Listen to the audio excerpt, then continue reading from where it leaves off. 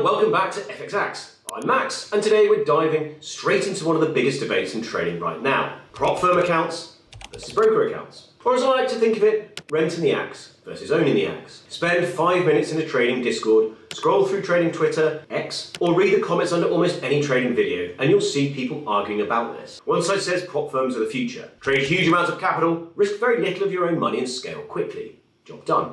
The other side say real traders build their own accounts, answer to nobody, and keep every penny they make. Watching the debate sometimes feels like two lumberjacks arguing about which axe is best, while the forest behind them is quietly catching fire. So today we're cutting through the noise. We'll look at the advantages and disadvantages of prop firms, the pros and cons of trading your own broker account, and why the traders who seem to make this work long term often aren't choosing one or the other at all. They're using both. Timestamps are below if you like to skip around, but let's get straight into it.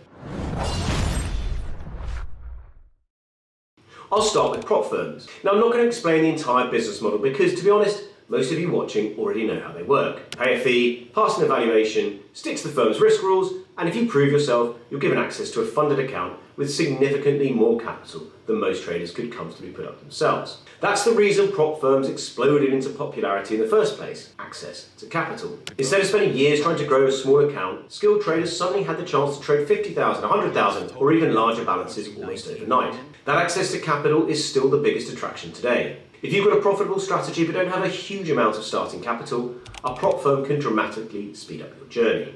Another major advantage is the reduced personal financial risk. If things don't go to plan, you're generally losing the cost of the challenge rather than watching your own life savings disappear. Losing money is never enjoyable. There's a very different feeling between failing a challenge and blowing up a personal account. Prop firms also force structure onto traders, and for some people that's exactly what's needed. Daily drawdown limits, maximum loss rules and clear risk parameters stop a lot of emotional decisions before they happen. Some traders actually become more disciplined because someone else is effectively standing behind them saying, no, you're not risking 10% on one trade today. A good example is Maven Trading, which has established itself as one of the better known names in the prop firm space. Compared with many of the newer firms that appeared during the recent boom, they've built a strong reputation, offer responsive customer support, and have a clean, straightforward dashboard that's easy to navigate. Their challenge options are generally flexible and competitive priced, making them a popular choice for traders getting started. I've actually reviewed Maven in detail already, so if you'd like a deeper dive into how their platform works, we'll leave that review linked below. Of course, prop firms aren't all funded accounts and celebrity payout screenshots. They come with rules, and sometimes those rules can feel like you're trying to complete an obstacle course while carrying an axe over your shoulder. Daily drawdown limits, maximum loss caps, and restrictions around holding trade through major news events all have to be respected. And one mistake can bring your account to an abrupt end. What's interesting is that some traders become so focused on avoiding rule breaches that they stop trading naturally altogether. Instead of following their strategy, they're following the rulebook. They cut winning trades short because they're worried about drawdown. Or they force trades because they're racing to hit a profit target before the evaluation ends. At that point, you're no longer trading the market. You're trading the challenge. Then there's the obvious trade-off: profit splits. When you're trading someone else's capital, you're sharing the rewards. Depending on the firm, you might keep 70, 80, or even 90% of the profits, which is still a very attractive deal on a large account. But at the end of the day, you're never keeping the whole pie. So prop firms give you access to capital, reduce your personal financial risk, and encourage discipline. But they also introduce restrictions, additional pressure, and the reality that success is always shared with someone else. Now let's flip the coin and look at broker accounts. This is the most traditional route most traders started with. You deposit your own funds, log into your platform, and trade exactly how you want. No evaluations, no profit targets, and nobody looking over your shoulder. A clipboard.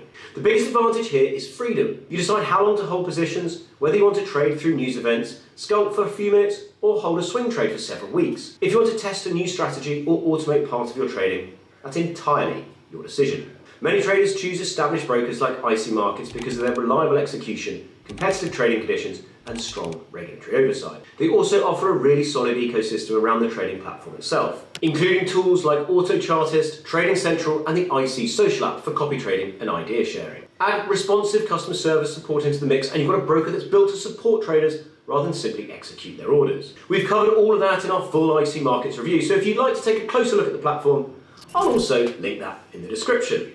You're welcome. Perhaps the biggest advantage of trading your own account is ownership. Every profit you make belongs to you. There are no splits, no payouts to share, and no conditions attached. There's also something incredibly satisfying about building your own accounts over time. It isn't glamorous, and it certainly isn't quick, but compounding your own capital teaches patience in a way that very few other things can.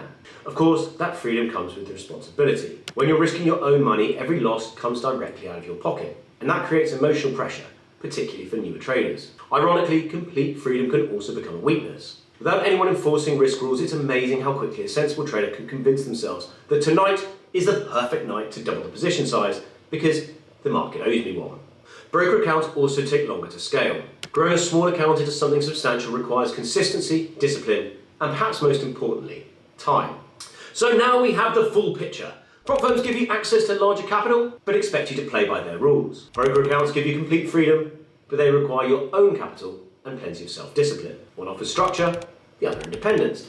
And this is where many experienced traders take a slightly different approach. Instead of arguing about which is better, they use both. Think of your personal broker account as the axe you own. You sharpen it over time, you look after it, and every improvement belongs to you. Your prop account is more like renting a chainsaw. It's incredibly powerful and can get the job done much faster, but you'd better read the safety instructions before pulling that cord. Used together, the two can complement each other brilliantly. One helps you build long-term wealth, the other gives you access to larger opportunities far sooner than you could on your own.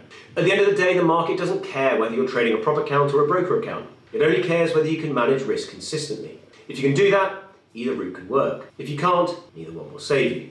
If you found this video useful, don't forget to subscribe to FXAX for more trading guides, broker reviews, and market insights. As always, stay sharp, trade smart, and I'll see you next time at the sharp end.